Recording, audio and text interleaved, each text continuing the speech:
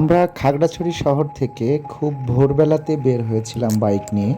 তো বের হয়ে আমরা প্রায় ৩০ কিলোমিটার রাস্তা পার হয়ে এখানে আর্মি ক্যাম্পে এসে আমরা এন্ট্রি করেছি। এন্ট্রি করার পরে আমরা বাইক নিয়ে এখন সাজেকের উদ্দেশ্যে রওনা দিয়েছি। তো সাজেকের উদ্দেশ্যে রওনা দিয়েছি। মাঝখানে যে রাস্তাগুলো সেগুলো খুবই অসাধারণ, অনেক সুন্দর রাস্তা। এই রাস্তা দিয়ে যখন আপনি যেতে থাকবেন বাইক নিয়ে, দেখবেন বিভিন্ন ধরনের গাড়ি, বিশেষ করে ট্রাক, তারপরে সিএনজি, এগুলো আপনাকে ক্রস করবে।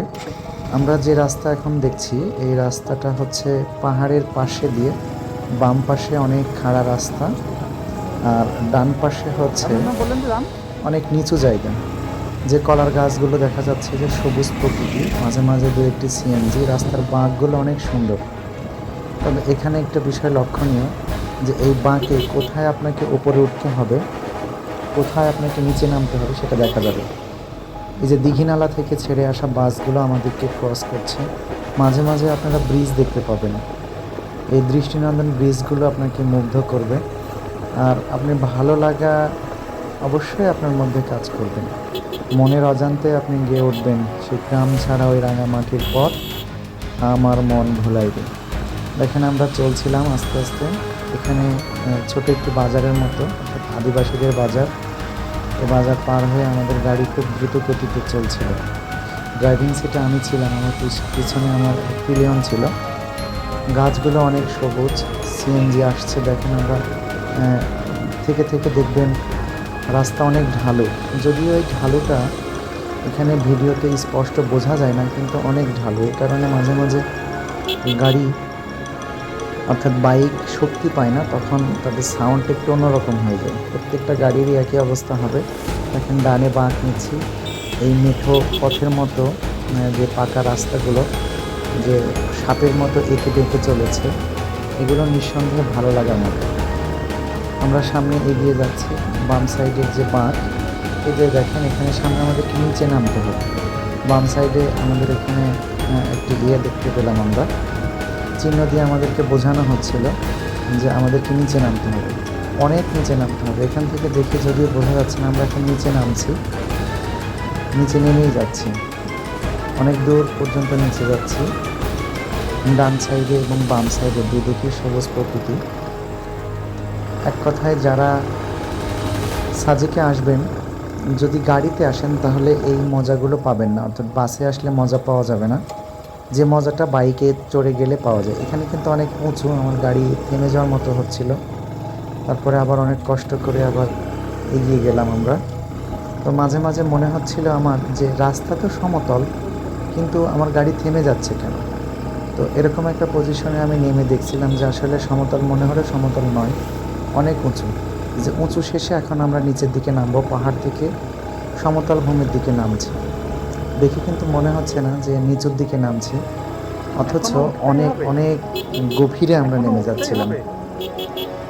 বাঘগুলো ছিল খুব ডেঞ্জারাস, ভয়ঙ্কর বাঘ। এখানে অতি অল্পতেই ঘটে যেতে পারে অনেক বড় ধরনের দুর্ঘটনা। আপনারা যারা বাইক ট্যুর করতে পছন্দ করেন, বাইক নিয়ে যদি আপনারা আসেন সাজেকে, তাহলে আমি বলবো যে প্রথমে খাগড়াছড়ি না পেতেই যে এলাকাগুলো রয়েছে, যেগুলিতে বড় বড় পাহাড় নেই, ছোট ছোট পাহাড়, সেগুলিতে আপনাদের প্র্যাকটিস করে তারপরে সাজেক আসা উচিত। তা না হলে যে কোনো সময় বড় ধরনের দুর্ঘটনা ঘটতে পারে।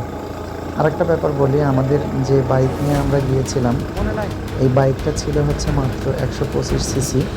এটা আমরা এক ধরনের বোকামি করেছিলাম বলবো, কারণ 125 সিসি গাড়ি নিয়ে এ ধরনের উঁচু নিচু পাহাড় বেষ্টিত রাস্তাগুলো ভ্রমণ করা এক ধরনের বোকামি ছাড়া কিছুই নয়। দেখেন যে এখানে অবশ্য পার্বত্য অঞ্চলের যে সড়ক বিভাগ, তারা অনেক সুবিধা করে দিয়েছে দুর্ঘটনা প্রতিরোধের জন্য। তারা একটু পরপরই সিগন্যাল দিয়ে দিয়েছে, কোথায় উপরে উঠতে হবে, কোথায় নিচে নামতে হবে, কোথায় আঁকা বাঁকা রোড রয়েছে, সবগুলোই আপনাকে দিক নির্দেশনা দেওয়া হবে। আমরা এভাবেই এগিয়ে যাচ্ছিলাম। আমার পিছনে আমার পিলিয়ন ছিল, আমার সেলিম স্যার, উনি মাঝে মাঝে গান গেয়ে উঠছিল। এই প্রকৃতি দৃশ্য দেখে আপনার অবশ্যই ভালো লাগবে। আপনারা চাইলে এখানে একটু দাঁড়িয়ে একটু প্রকৃতিটা ভালো করে দেখে নিতে পারবেন, যে সুযোগটা আপনারা বাস অথবা চাঁদের গাড়ি বা যে কোনো ধরনের বাহনে আসলে আপনারা পাবেন না। সেজন্য আমি বলবো, যদি সুযোগ থাকে, হাতে সময় থাকে এবং বড় গাড়ি থাকে, কাগজপত্র ঠিক থাকলে আপনারা বেরিয়ে পড়ুন সাজেক ভ্রমণে বাইক নিয়ে। ঠিক আমার মতো একটু পরপরই দেখবেন দীঘিনালা থেকে কিছু বাস, এগুলো লোকাল বাস, যেগুলো খাগড়াছড়ির উদ্দেশ্যে ছেড়ে আসছে। এই বাস এখান থেকে প্রায় 70 থেকে 80 কিলোমিটার দূরত্ব এই রুট দিয়ে তারা চলাচল করে। আপনারা এখানে বাইক চালিয়ে যাওয়ার সময় বিভিন্ন ধরনের আদিবাসীরা দেখবেন, যেখানে আমরা একজনই বাইক চালিয়ে যেতে পারছিলাম না, সেখানে তারা 3 জন 4 জন 5 জন, ছোটো বড়ো দিয়ে 5 জনকেও আমি দেখেছি যে বাইকে উঠে সে বাইক নিয়ে তারা অনায়াসে পাহাড়ে উঠে চলে যাচ্ছে। এটা আসলে তাদের একটা অভিজ্ঞতার ব্যাপার, তাদের অভিজ্ঞতা অর্জন হয়ে গেছে। কেউ দেখা যাচ্ছে যে গাড়ির পিছনে বসেছে, কোলে আরেকজনকে নিয়েছে, ট্রাঙ্কির উপরে আরেকজনকে নিয়েছে, মাঝখানে একজন নিয়েছে। আমি দেখে অনেকটা অবাকই হচ্ছিলাম যে এটা কীভাবে সম্ভব ছিল, কিন্তু তারা খুব অনায়াসে স্বাচ্ছন্দ্যে তারা বাইক নিয়ে চলে আসছিল। আমরা এখানে বামের দিকে নিচে নামবো। নিচে নামার পরে বেশ কিছু সুন্দর আমরা জায়গা দেখেছি। এই যে নিচে নামছে, অনেক নিচে, যদিও সমতল মনে হচ্ছে, প্রকৃতপক্ষে সমতল নয়, আমরা নিচেই চলে যাচ্ছি এখন পর্যন্ত। তবে দৃশ্যগুলো কিন্তু খুবই সুন্দর, অপরূপ দৃশ্য, চারিদিকে গাছ আর গাছ। আপনারা যদি এই পার্বত্য অঞ্চলে অর্থাৎ রাঙামাটি, খাগড়াছড়ি, বান্দরবান যদি আসেন, তাহলে আপনার মনেই হবে না যে বাংলাদেশের ভূখণ্ড স্বাভাবিকের চেয়ে গাছপালা বা বৃক্ষ অনেক কম। কিন্তু আমরা পড়েছি বাংলাদেশে মাত্র 17% গাছপালা রয়েছে, যেখানে 25% গাছপালা থাকা দরকার। নীল আকাশ এবং সুন্দর রাস্তা, দুই পাশে দিয়ে মানুষের বাড়ি, আদিবাসীদের বাড়ি, পাহাড়িদের বাড়ি, একটা মনোমুগ্ধকর পরিবেশ তৈরি করেছিল। আমরা এগিয়ে যাচ্ছিলাম, মাঝে মাঝে ডান সাইডে বাম সাইডে আপনারা ক্যাম্প দেখতে পাবেন, বিজিবি ক্যাম্প, পাহাড়ের টিলার ওপরে আর্মি ক্যাম্প, এগুলো সেফটি সিকিউরিটির জন্যই মূলত এখানে এগুলো করে দেওয়া। দেখেন এই সামান্য অল্প কয়েক মিনিটের মধ্যে কতগুলো বাস আমরা পার করেছি। সিএনজিগুলো এখানে আসে, অনেক স্পিডে চলে আসে। আপনি যদি ভালো ড্রাইভার না হন, তাহলে আপনি কিন্তু ভালো করে চালাতে পারবেন না, অ্যাক্সিডেন্ট হয়ে যাওয়ার সম্ভাবনা রয়েছে। মাঝে মাঝে আপনারা এই রাস্তা দিয়ে চলার সময় একটা জিনিস দেখতে পাবেন, আদিবাসী ছোট ছোট ছেলেরা তারা আপনাকে শুভেচ্ছা জানাবে, রাস্তার পাশে দাঁড়িয়ে দাঁড়িয়ে শুভেচ্ছা জানাবে হাত নাড়িয়ে। তাদের এই শুভেচ্ছা জানানোর উদ্দেশ্য হচ্ছে তারা আপনাদের কাছ থেকে কিছু হেল্প চায়, টাকা পয়সা। যদি তাদের শুভেচ্ছা ভালো লাগে, 10 টাকার নোট দিয়ে দেবেন একটা, অনেক খুশি হবে, এই আর কি। এভাবে আমরা চলছিলাম আস্তে আস্তে খাগড়াছড়ির দিকে। মাঝে মাঝে প্রাইভেট কার, চাঁদের গাড়ি, অন্যান্য যে গাড়ি যানবাহন সেগুলো দেখা যাচ্ছিল। তো অপেক্ষাকৃত রাস্তা ফাঁকা ছিল। ফাঁকা থাকার কারণ হচ্ছে এই সময়টাতে তারা অন্যান্য যে বাইকার যেগুলো রয়েছে তারা সেই পয়েন্টে কিন্তু জমা হচ্ছে যেখানে আমরা এন্ট্রি করেছি। তারপরে তারা আবার একসঙ্গেই সাজেকের উদ্দেশ্যে রওনা দেবে। আমাদের গাড়ি একদম থেমে যাচ্ছিল, কারণ হচ্ছে এটা অনেক উঁচু, কিন্তু দেখে বোঝা যাচ্ছিল না যে জায়গাটা অনেক উঁচু। আমরা মাঝে মাঝে থেমেও যাচ্ছিলাম। পাহাড়ি পানের বরজ ডান পাশে, বাম পাশে বিভিন্ন ধরনের ফসল, এবং এখান থেকে এই সবুজের সমারোহের পাশে যদি দাঁড়ানো যায় তাহলে গভীর গিরি খাদ দেখা যাবে। অনেক মালবাহী ট্রাক আপনাকে ক্রস করবে, অনেক বাইক আপনার পাশে দিয়ে চলে যাবে। খুব সাবধানে, খুব সুন্দর করে আপনারা এই রাস্তায় চলতে হবে।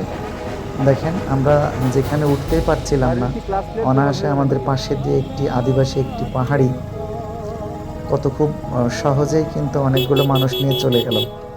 2-3 জন ছিল মেবি তার গাড়িতে। আমরা এখানে দাঁড়ালাম, বিশেষ করে আমাদের বাইক আর এগোচ্ছিল না, সামনে এত উঁচা ছিল যার এগোতে পারছিলাম না, সেজন্য আমরা এখানে একটু দাঁড়িয়ে রেস্ট করে নিলাম। তারপরে অনেক কষ্টে আবার চলা শুরু করেছি। সেলিম স্যার একটু নেমেছেন এখানে, মানে উনি ভাবছিলেন যে আমার গাড়ি হয়তো নষ্ট হয়ে গেছে। উনি নিজেও কিন্তু আসলে দাঁড়িয়ে থাকতে পারছিল না, ঢালের দিকে নিচের দিকে পড়ে যাচ্ছিল। মনে হচ্ছে যেন এখানে একদমই সমতল রাস্তা, আসলে সমতল না, পিছনের দিকে অনেক ঢালু, এটা বোঝা যাবে না। এখানে দাঁড়াতে গেলে মনে হবে আমি পড়ে যাচ্ছি, পিছনের দিকে কেউ আমাকে টেনে নিচ্ছে। এজন্যই সেলিম স্যার হাসছিলেন। তারপরে আমরা একটু সময় এখানে বিরতি দিলাম।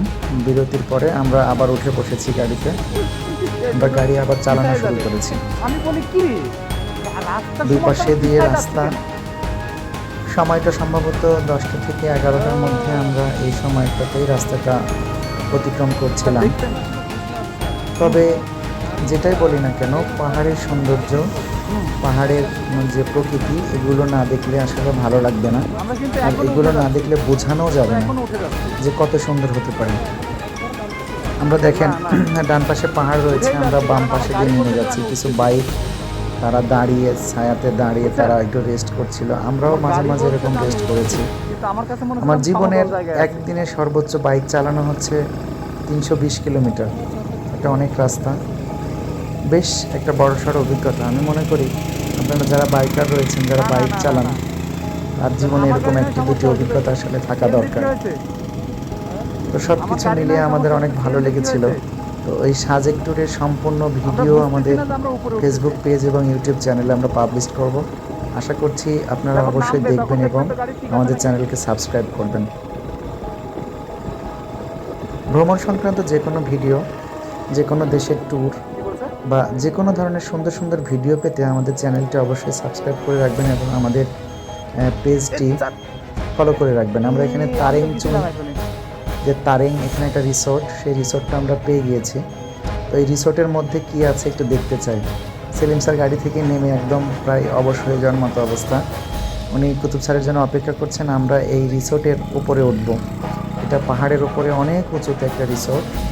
সেই রিসোর্টের ওপরে কেমন দৃশ্য সেটা দেখার জন্য আমরা দাঁড়িয়েছি এখানে। তো অনেক উঁচু, কিন্তু কুতুব স্যার খুব সহজে চলে যাচ্ছেন, কিন্তু আমি তো ভয় পাচ্ছিলাম যে উঠতে পারবো কিনা। তবে আমি উঠতে পেরেছি, তবে অনেক কষ্ট হয়েছে। আমরা এখন তারেং যে রিসোর্ট রয়েছে সেই রিসোর্টের ওপরে উঠছি। অনেক উঁচু, অনেক উঁচু। এখান থেকে আমরা দেখব যে সম্পূর্ণ আশেপাশের জায়গাগুলো কেমন লাগে, দেখতে কেমন দেখা যায়। আমরা কিন্তু এখন উপরে উঠছি। সমতল ভূমি থেকে প্রায় 1012 ফুট উপরে আমরা উঠে যাব। আমার গাড়ি যদিও টানতে পারছে না, বাট উঠতে তো হবেই। আমরা উঠবো এবং দেখব যে ওপরে কেমন দেখায়, কেমন কি আছে। আশা করছি এখানে অনেক সুন্দর রিসোর্ট রয়েছে, থাকার, রাত্রি যাপন করার মতো অবকাশ যাপন কেন্দ্র আছে। এগুলো আমরা দেখব। সেলিম স্যারের জন্য একটু দাঁড়ালাম।